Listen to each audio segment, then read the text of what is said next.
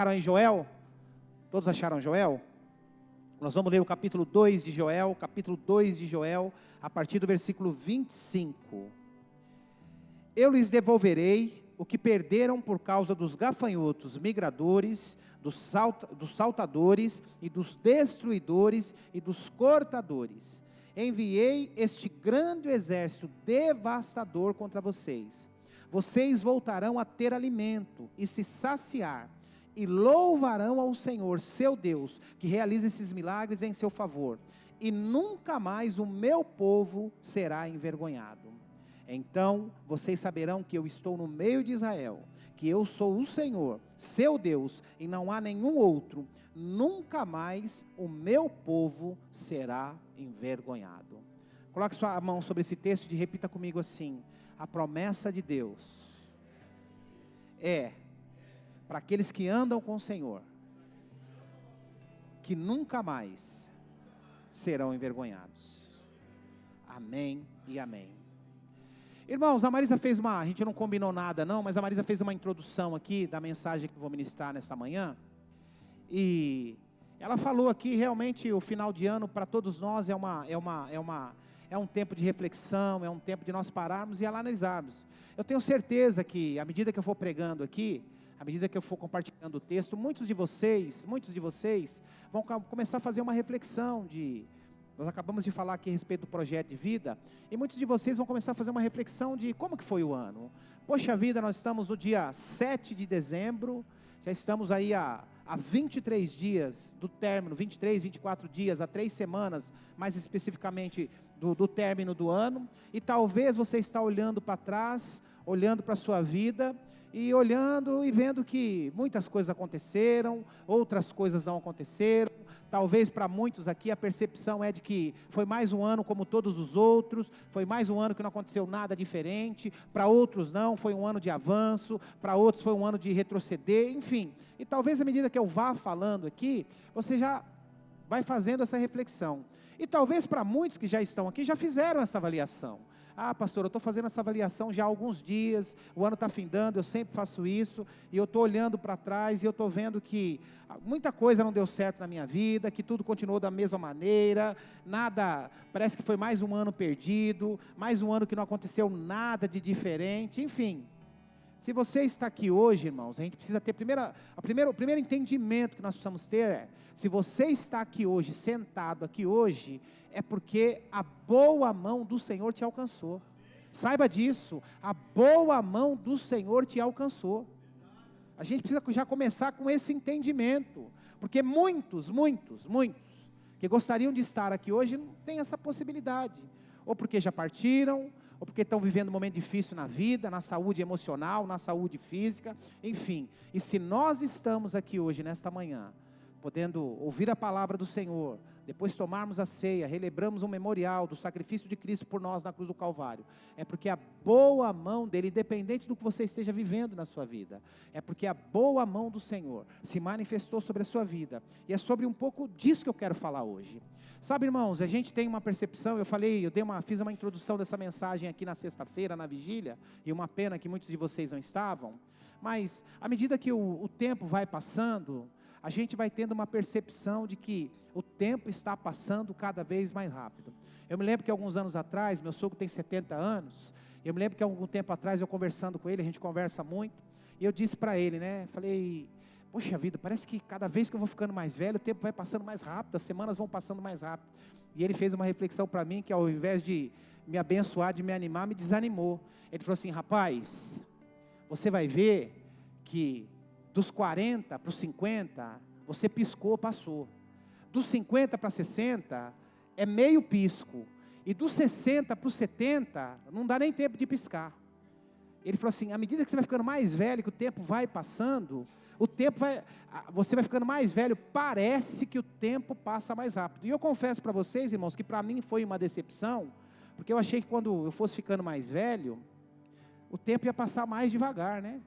O tempo ia desacelerar, e não é assim, segundo a percepção dele, segundo o que eu tenho experimentado até agora, para mim, dos 20 aos 30, passou mais rápido, dos 30 aos 40, passou mais rápido do que dos 20 aos 30, e dos 40 aos 50, irmãos, eu não vi Eu sempre digo para vocês, eu olho para trás e faz poucos dias que eu era um adolescente, passou assim, ó, hoje já tenho 53. Então o tempo passa muito rápido, a nossa percepção é de que muitas informações, muitas coisas para fazer, muita tela, muita atividade, e o tempo passa cada vez mais rápido. E aí é a hora que a gente olha para a nossa vida e a gente começa a fazer uma reflexão. Será que eu estou vivendo segundo a vontade de Deus? Será que os meus planos estão concernentes, estão aliados ou estão alinhados aos planos que Deus tem para a minha vida? Será que meus planos pessoais estão alinhados aos planos que Deus tem para a minha vida? E a gente começa a fazer essa reflexão. E aí na leitura desse texto, irmãos, olha que coisa maravilhosa. O profeta Joel está dizendo aqui, esse texto começa dizendo assim: eu lhes devolverei tudo que vocês perderam para os gafanhotos. Gafanhoto era uma nuvem de praga, irmãos. É uma nuvem de praga que existe até hoje. Nós tivemos este fenômeno na região sul do país alguns anos atrás. E os gafanhotos, aquela nuvem de gafanhoto, eles vêm e tudo que eles vêm pela frente, irmãos, eles comem tudo. Seja lavoura de café, seja lavoura de soja, lavoura de fruta, enfim, eles devoram tudo, tudo. E aqui o texto diz que o Senhor vai devolver tudo o que eles perderam. Aí versículo 26 diz assim: vocês voltarão a ter alimento, até se saciar, e louvarão ao Senhor, o seu Deus, que realiza estes milagres em seu favor, e nunca mais o meu povo, falando do povo hebreu, mas esta palavra se estende a mim e a você. Quando nós ouvimos a palavra que diz o meu povo, o Senhor está se referindo a mim e a você. Aí versículo 27, então vocês saberão que eu estou no meio de Israel, que eu sou o Senhor, seu Deus, e não há nenhum outro, nunca mais o meu povo será envergonhado. A primeira coisa que eu quero dizer aqui, irmãos, que Deus pode nos surpreender. Deus pode nos surpreender. Aqui, irmãos, a gente olha para esse texto, era um tempo de destruição, era um tempo de miséria, era um tempo de fome, mas o profeta Joel, guiado por Deus, sendo a voz de Deus para aquele povo, ele vem com uma palavra de esperança. O povo havia pecado, o povo havia abandonado Deus, e eles haviam experimentado as consequências, porque o Senhor diz aqui no texto, que o Senhor permitiu que eles fossem atacados, que a praga, que a nuvem de gafanhotos devorasse toda a alimentação deles, toda a plantação deles. Então aqui, isto é resultado do afastamento de Deus, do distanciamento de Deus, é resultado do pecado daquele próprio povo. Então, eles estavam vivendo, eles estavam encarando a realidade que eles mesmos haviam provocado. Eles estavam vivendo esse tempo. Agora, o profeta Joel vem com uma palavra dizendo, olha, Deus tem o poder de restituir tudo aquilo que vocês haviam perdido. Quando ele fala, irmãos, de devolver, de restituir, o Senhor está falando aqui de uma maneira literal. Aqui não é uma figura de linguagem, aqui Deus não está falando apenas como uma metáfora, não. Aqui o Senhor está dizendo de uma maneira literal. O Senhor está dizendo o seguinte, olha, vocês estão vivendo consequência dos pecados de vocês. Vocês estão vivendo aquilo que vocês semearam. Vocês se distanciaram de mim, vocês se afastaram de mim, vocês pecaram. Entretanto, eu decidi surpreender vocês. Eu decidi mudar o destino de vocês. Então, olha, a partir de agora, toda a fome, toda a escassez, toda a miséria, eu vou transformar em abundância. O que é que Deus está dizendo, irmãos? E por que eu estou dizendo? Eu comecei dizendo aqui, nós estamos a 23, 24 dias do término do ano. Nós estamos há 3 semanas praticamente, o ano se acabou. E você olha para trás e volta a dizer, talvez a sua percepção, talvez no seu entendimento, na sua avaliação, foi mais um ano que não aconteceu nada. Foi mais um ano que Deus não fez nada. Foi mais um ano que não mudou nada na sua vida. Foi mais um ano que você não avançou. Ou talvez tenha sido mais um ano que foi pior que o anterior. Agora, deixa eu dizer algo para você, irmãos. Em cima desta palavra, Deus tem o poder e pode nos surpreender ainda este ano. Ainda este ano. Deus pode trazer para você uma surpresa maravilhosa, ainda este ano. faltando 3 semanas para acabar o ano, Deus pode te surpreender. Cutuca a pessoa que está do seu lado, diga assim: meu irmão, minha irmã, faltam poucos dias para acabar o ano, mas você tem convicção que Deus pode te surpreender esse ano ainda? Esse ano ainda. Este ano ainda. Olha o que diz o versículo 25. Eu lhes devolverei o que vocês perderam por causa dos gafanhotos, dos migradores, dos saltadores, dos destruidores, dos cortadores. Enviei este grande exército contra vocês. Deus está dizendo: olha, eu permiti que vocês experimentassem isso. Eu permiti que os gafanhotos viessem e devorassem tudo. E aqui, irmãos, volto a dizer, aqui é de forma literal. A gente usa muito isso. Bati o carro, o gafanhoto. Estou passando um aperto financeiro. O gafanhoto. A gente fala de maneira literal, de maneira simbólica, uma figura de linguagem. Mas aqui o que estava acontecendo era maneira literal mesmo. Os gafanhotos haviam invadido todas as plantações daquele povo de Israel, e eles estavam sofrendo, estavam passando por lutas. Mas aqui vem a promessa do Senhor dizendo o seguinte: olha, eu vou restituir. E para eles, irmãos, quando o profeta Joel chega com esta palavra, para eles é uma surpresa, eles são surpreendidos. Deixa eu dizer algo para vocês aqui, e a minha esposa sabe bem disso. Eu detesto surpresa, irmãos. Eu odeio. Quantos não gostam de surpresa aqui? São poucos, né? Vocês gostam de surpresa, né? Seus surpresudos. Varões surpresudos. Eu odeio surpresa, irmãos. Odeio. E eu, como pastor, irmãos, é um problema para a igreja, é um problema para a Marisa. Porque todo ano, o pessoal no meu aniversário quer fazer uma surpresa. E às vezes as minhas filhas até falam para mim: ai, pai, pelo menos faz cara de surpresa. E eu não consigo nem disfarçar, irmãos. Nem disfarçar eu consigo. A minha esposa pouquíssimas vezes, ela conseguiu fazer surpresa para mim. Uma que eu não gosto, ela corre o risco de, ao invés de agradar, me chatear. E outra que eu não sou muito chegado mesmo. Só teve uma vez só. Eu lembro quando nós congregávamos lá em São Mateus, e era meu aniversário, e ela conseguiu fazer um aniversário surpresa para mim. Eu cheguei em casa, estava toda a nossa equipe de trabalho lá, alguns amigos, a casa estava lotada, aí eu não percebi nada. Mas a grande maioria, e esse ano também ela fez um café da manhã, mas não foi bem uma surpresa tal. Eu cheguei e tinha um café da manhã aí. Mas assim, eu não sou chegado em surpresa. Mas existem surpresas, irmãos, que são extraordinárias. Existem surpresas que acontecem na nossa vida, e as surpresas de Deus são extraordinárias. Deixa eu retificar aqui, eu não gosto de surpresas humanas. Agora surpresas extraordinárias de Deus, eu amo. E como é bom, irmãos, receber surpresas de Deus. Então aqui, o povo havia pecado, o povo havia abandonado Deus, eles estavam passando por dificuldades. Entenda aqui, para a gente entender o contexto histórico aqui. Aqui o texto diz que há 3 tipos, algumas traduções são melhores e diz assim, que existem 3 tipos de gafanhotos. O gafanhoto migrador, o devorador e o destruidor. Já pensou nisso, irmãos? Que bichinho excomungado, hein? Existem 3 tipos: o migrador, o devorador e o destruidor. E a lógica rural, a lógica da agricultura diz que esses animais, esses insetos, eles vinham em 3 períodos diferentes, Caio, na plantação. O migrador vinha e destruía. O que sobrava, passava um tempo, vinha o devorador. Aí se sobrasse alguma coisa, tivesse algum resquício ainda, vinha o destruidor e arrasava tudo. Então, ou seja, eram 3 períodos do ano que vinha essa nuvem de gafanhoto e destruía completamente a lavoura, completamente a alimentação que eles tinham para todo o resto do ano.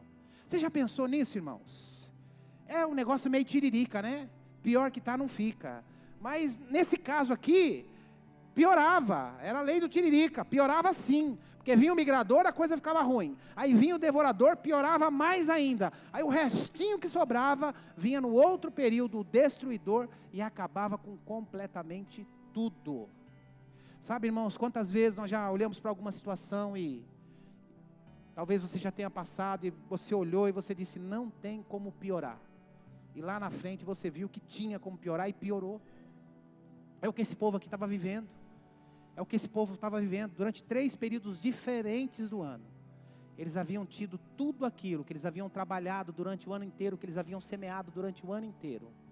Veio o gafanhoto, veio o ladrão e roubou tudo aquilo que era deles. Podia piorar e piorou. Podia ficar pior e ficou pior. Sabe, irmãos, só que o profeta Joel vem e diz, olha, Deus quer surpreender você. Deus quer surpreender você. A realidade aqui é que vocês vão passar fome, vocês vão passar muita necessidade. O pouquinho que vocês têm guardado do ano passado não vai dar. Entretanto, a promessa de Deus é que Ele vai restituir tudo aquilo que vocês perderam. Ele vai devolver tudo aquilo que vocês perderam. Olha que coisa linda, irmãos, que coisa linda. Ele está dizendo para mim e para você, que Deus tem a capacidade de transformar uma maldição em bênção. Eu já vi casos assim, irmãos. Eu já acompanhei pessoas, já acompanhei famílias, que eu tive a coragem de dizer para ele e para ela, dizer assim, olha, você tinha tudo para ter uma vida desgraçada, mas a graça de Deus alcançou você. A graça de Deus alcançou a sua família. E a pessoa está vivendo a bênção do Senhor. Quantas pessoas eu já conheci, já passou pela minha vida, eu já ajudei, eu já caminhei junto, que tinha tudo para estar numa cova. E hoje é uma bênção do Senhor, porque é exatamente isso, o Senhor surpreendeu de maneira especial, e aquele destino que estava decretado, que estava fadado a acontecer, a graça e a boa mão do Senhor alcançou e transformou aquilo que era maldição em bênção. Eu tenho certeza, irmãos, que ainda nestes dias, Deus pode fazer isso na tua casa, na sua família, na vida dos teus filhos. Deus pode fazer isso, porque nós temos um Deus que é surpreendente. Nem eles acreditavam, mas o profeta chegou diante de todo aquele estado de miséria, de toda aquela situação de fome, de destruição. Ele diz, olha, em nome do Senhor, o Senhor manda dizer para vocês que Ele vai devolver tudo aquilo que vocês perderam. O Senhor está mandando dizer que Ele vai devolver tudo aquilo que vocês não têm mais. E quando fala em devolver aqui, irmãos, Deus não está falando de devolver os anos que foram perdidos. Porque não adianta, você tinha 20 anos, agora você tem 30, você não vai voltar a ter 20 anos. Eu tenho 53, eu não vou voltar a ter 40, a ter 30, não tem como. Não tem como retroceder. O que passou, tem até aquele louvor de o que passou, passou, não importa. Conhece esse louvor? Não é louvor isso não? Ah, achei que era, irmão, às vezes eu confundo. Mas devia ser, porque é uma verdade. O que passou, passou, não importa, ficou do outro lado da porta. Amo você. Acho que é louvor sim, irmão. Vocês sabem que tem umas músicas seculares aí, que na verdade nasceu como louvor, aí fez muito sucesso, os caras, talvez essa tenha acontecido a mesma coisa, porque ela fala da verdade. Então, o que passou, passou. Entretanto, existem oportunidades na nossa vida, que talvez nós deixemos passar por desatenção, por às vezes andarmos distante de Deus, por às vezes estarmos distraídos com outras coisas. Deus é capaz de restituir. E Joel diz isto. Sabe, irmãos, eu tenho certeza que o que não aconteceu, nós estamos já já passou-se 340 e tantos dias do ano, quase isso. Eu tenho certeza que nos 20 dias finais que faltam, nos 20 e poucos dias finais, aquilo que Ele não fez em 340 dias, Ele pode fazer nesses 20 e tantos dias finais. Aquilo que Ele não fez em 45 semanas, já se passou 45 semanas do ano, Ele pode fazer nessas 3 últimas semanas. Eu creio nisso. Deus pode fazer, porque nós temos um Deus que é surpreendente. Olha o que diz o versículo 26, vocês voltarão a ter alimento até se saciar, e louvarão ao Senhor seu Deus, que realiza esses milagres em seu favor. Nunca mais o meu povo será envergonhado. Você já pensou nisso, irmãos? Como é difícil, chegar o boleto no final do mês, você não ter dinheiro para pagar. Como é difícil. Você viver uma situação de que, pastor, eu passei uma situação, nunca passei tanta vergonha na minha vida. Eu já lidei, irmãos, 20 e tantos anos nessa vida, eu já lidei com cada situação, mas com cada situação de pessoas e testemunhos, de pessoas que foram humilhadas, pessoas que foram envergonhadas. E você olhava assim e falava, meu Deus, mas lá na frente Deus restaurou. E a promessa dele, irmãos, para mim e para você, ele diz o seguinte: o meu povo, eu estou em favor deles, o meu povo não será envergonhado.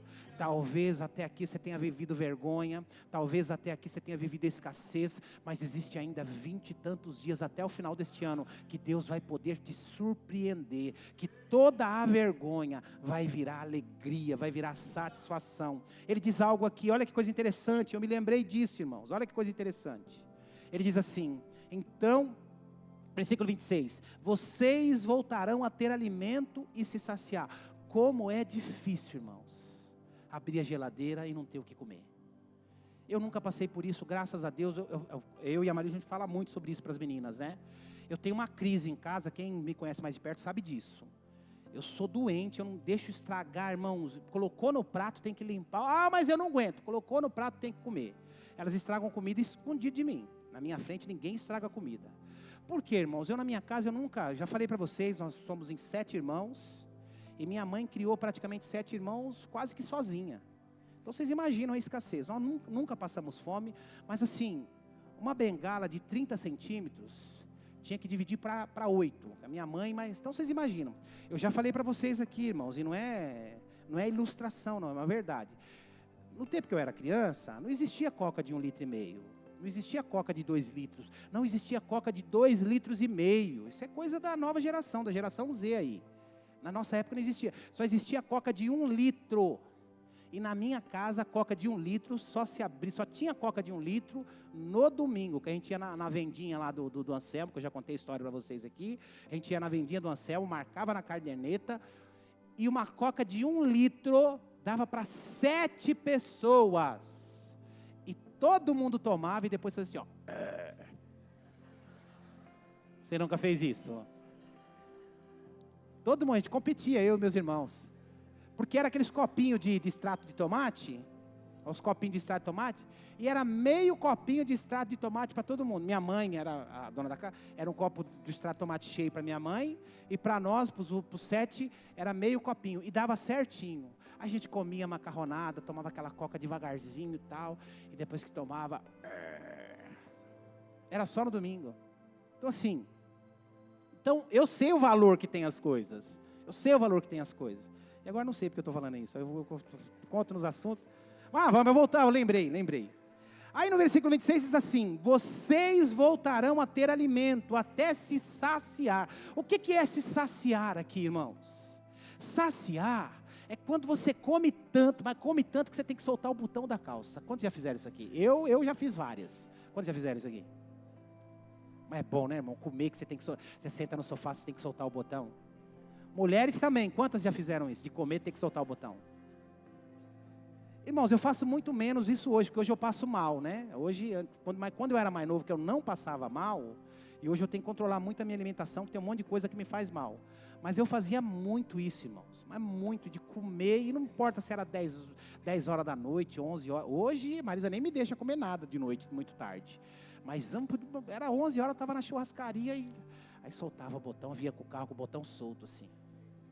Então, o comer até se saciar, para você entender, aí fica uma figura de linguagem para você, é quando você come e solta o botão da calça.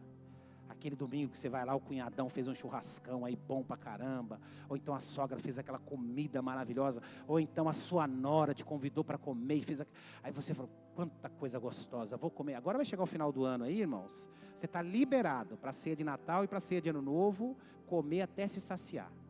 Até ter que soltar o botão da calça. E o texto diz assim, exatamente isso, né? Vocês voltarão a ter alimento até se saciar.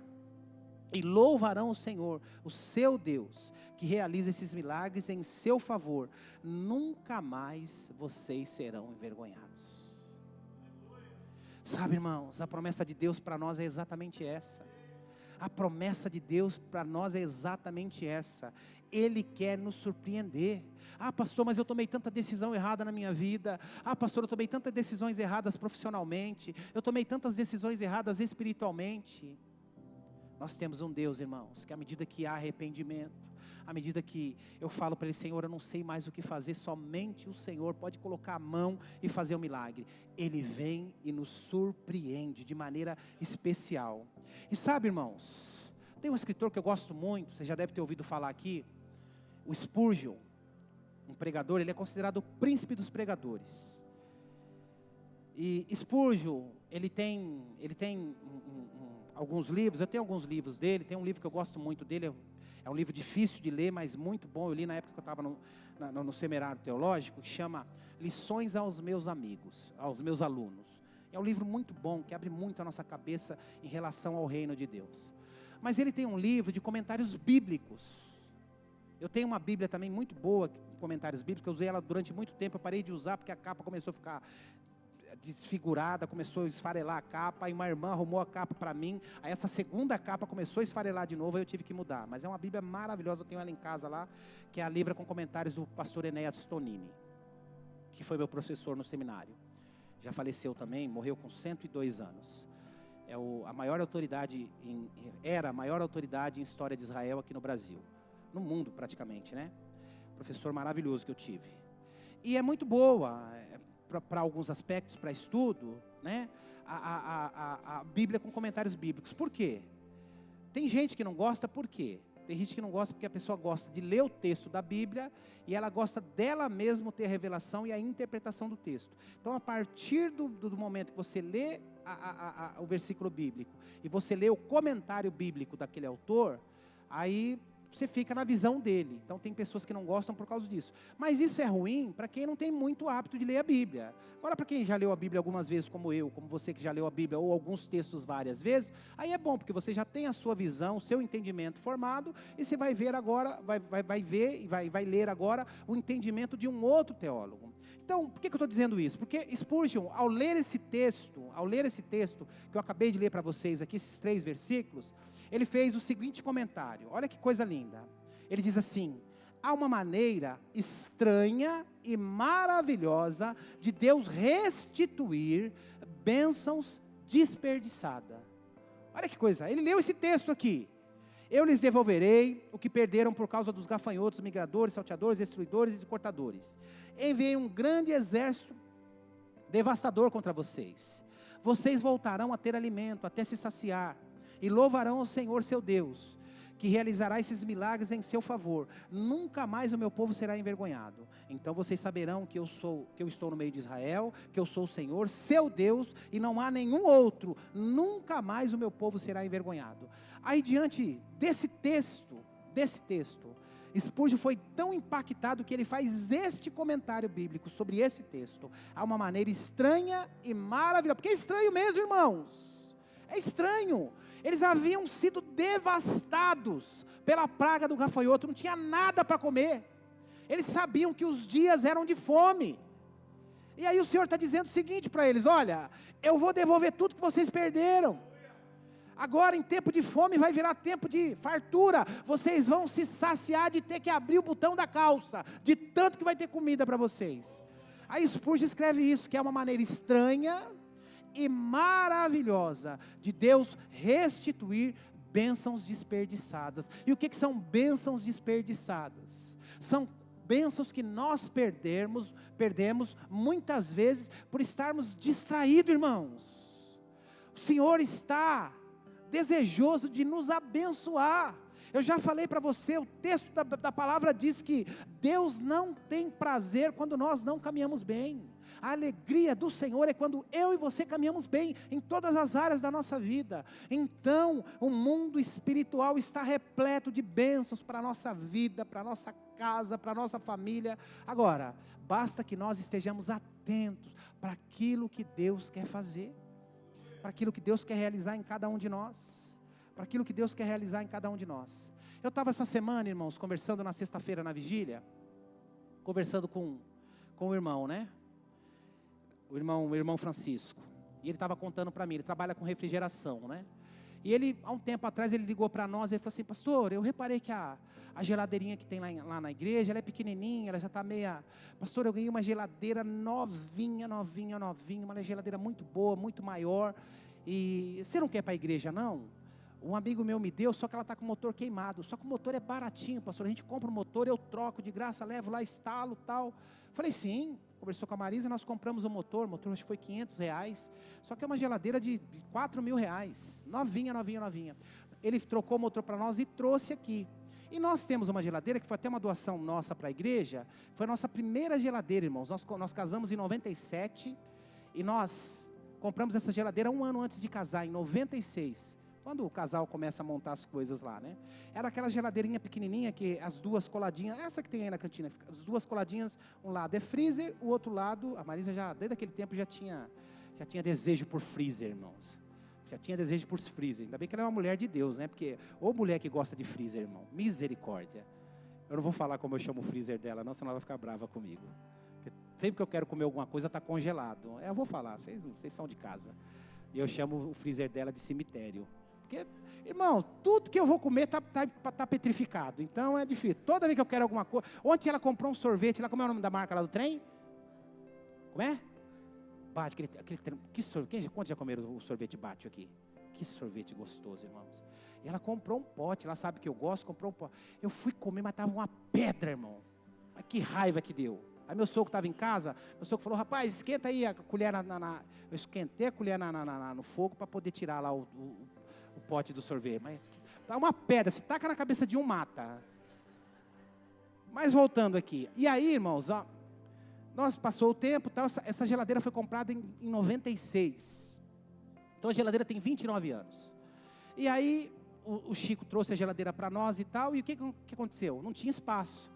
Aí ele falou para a pastora, pastora, eu vou levar essa geladeirinha velha aqui, vou ver o que eu faço com ela, e a geladeira nova eu vou colocar no lugar, e você fica com o freezer, com a parte que é o freezer, ele desmembrou ela, fica com a parte que é o freezer, com a geladeira nova, e essa aqui eu levo para casa. E aí ele disse que estava voltando para casa, e ele falou ele tinha dito para mim, ele falou assim, pastor, eu esse ano fui tão abençoado, que já uns 2 meses eu fiz um propósito com Deus, que tudo que Deus, eu nem sei se eu podia falar isso, mas ele não está aqui mesmo. Ele falou assim, eu fiz um propósito, eu fiz um propósito com Deus, e eu fiz um propósito com Deus de que tudo que entrar extra para mim, né, ele trabalha, vende carvão, gelo, faz um monte de coisa, tudo que entrar extra para mim, eu estou investindo no reino de Deus, e eu tenho pedido para Deus me usar como um instrumento. E ele falou que ele colocou, ele estava com a geladeira aqui, aí ele falou assim, como que eu vou colocar essa geladeira em cima do carro? E o Carlos estava aí, só que o Carlos já falou para ele, falou, amigão, eu não posso, que eu estou com problema na coluna. Ele falou, eu precisava levar essa geladeira, ele disse que o Espírito tocou que ele precisava levar a geladeira naquele dia. Aí ele disse que ele falou assim, que ele estava indo embora já triste, estava até pensando em chamar alguém da rua para ajudar ele. Na hora encosta um cara que estaciona na porta para comprar uma peça de carro. Ele falou, meu amigo, é de Deus, me ajuda a colocar isso aqui em cima do carro. Ele colocou em cima do carro e foi embora. Ele falou assim, pastor, assim que eu cheguei em casa, tinha uma mulher, uma missionária, foi na minha casa lá, falou, irmão, deixa eu te falar um negócio, eu estou com uma família que eu estou ajudando, uma família do Haiti, o marido está preso no aeroporto ainda, a gente conseguiu um lugarzinho para essa mulher, mas não tem nada, ela só conseguiu um fogãozinho, uma cama, ela precisa de uma geladeirinha.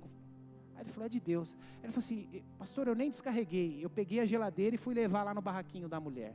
Aí ele falou assim, mas pastor, eu fiquei tão feliz, porque isso é coisa de Deus e tal, é coisa de Deus.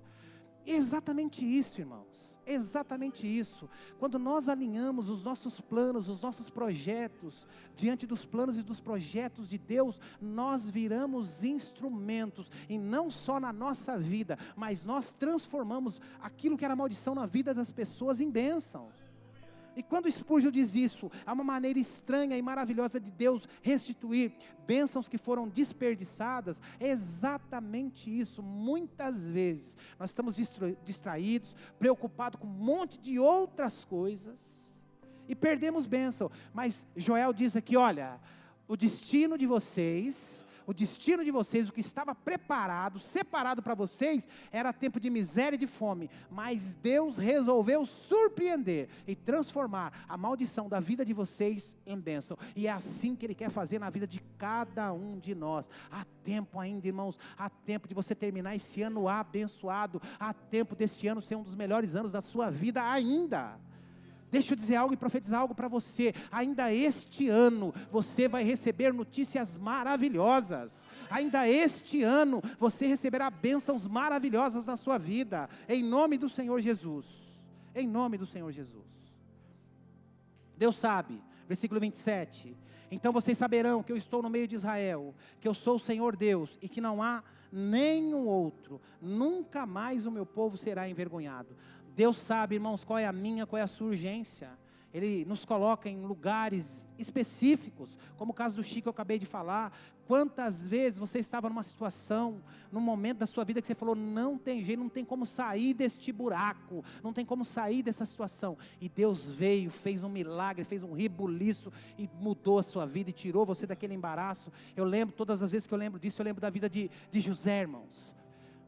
Lembra da vida de José que é vendido, ele está lá com seus irmãos, seus meios irmãos, ele conta aquele sonho, ele foi meio irresponsável, conta aquele sonho para os irmãos, ele sendo superior diante dos irmãos se revoltam com aquilo, vende ele como escravo, ele vai para o Egito, ele vai trabalhar na casa de Potifar, um homem que trata muito bem ele, a esposa de Potifar apronta para ele vai preso, fica lá preso, aí tem aquela interpretação dos sonhos, ele diz lá para o copeiro, fala, olha, daqui 3 dias você será solto e voltará para o seu cargo. Ele diz, interpreta o sonho do padeiro, diz, olha, daqui 3 dias você será morto e as aves comerão o seu corpo. Aí passa-se 2, e ele diz para aquele copeiro, olha, lembre-se de mim, quando você tiver o seu cargo de volta. E o copeiro esquece, só que passados 2 anos, Faraó tem um sonho que não consegue interpretar, e o copeiro lembra, olha, há 2 anos atrás, quando o Senhor me soltou, teve uma ocasião assim, assado. E ele chama José. José interpreta o sonho, o resto da história todos vocês já conhecem. Sabe qual era a grande diferença, irmãos? Sabe qual é a grande diferença? Quando você começa a ler toda a passagem de José, quando começa ali com 17 anos, até ele, no finalzinho da sua vida no Egito, nós vemos lá, e Deus era com José. E Deus era com José, e na casa de Potifar, e Deus era com José, e no buraco, e Deus era com José, e na prisão, e Deus era com José, e sendo copeiro do rei, e Deus era com José, e sendo governador, e Deus era com José. A diferença na nossa vida, irmãos, independente do momento que estejamos vivendo, a diferença é se Deus é conosco. Se Deus é conosco, isso faz toda a diferença, toda a diferença. Eu quero concluir aqui, versículo 26, enquanto a banda sobe aqui.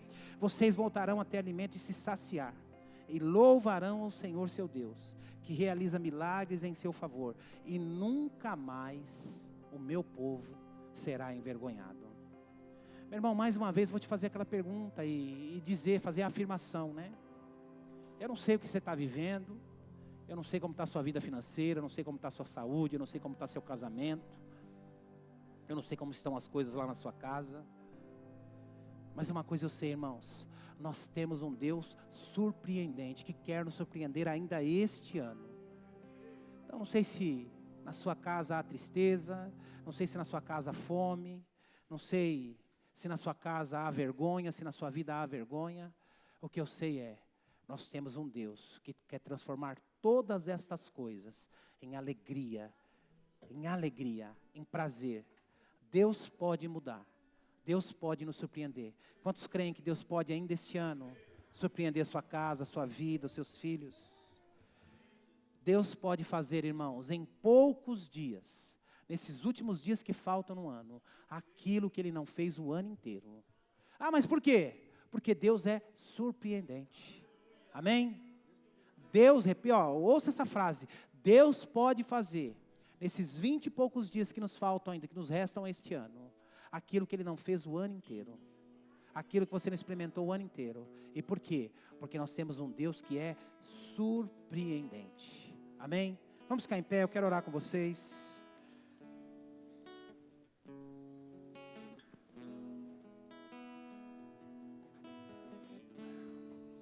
Diante de tudo que você ouviu, eu queria que você colocasse diante de Deus e exercitasse a sua fé, irmãos. Exercitasse a tua fé. E falasse com Deus. Pai, eu creio que ainda esse ano, ainda nesses dias, o Senhor pode fazer um milagre na minha vida, na minha casa, no meu casamento, na vida dos meus filhos, na vida da minha esposa, na vida do meu marido. Eu creio, Senhor, lá no meu trabalho, na minha vida financeira, na minha saúde. Eu creio, Senhor, que o Senhor pode fazer um milagre. Por quê? Porque Deus é um Deus surpreendente. Amém? Feche seus olhos. Vamos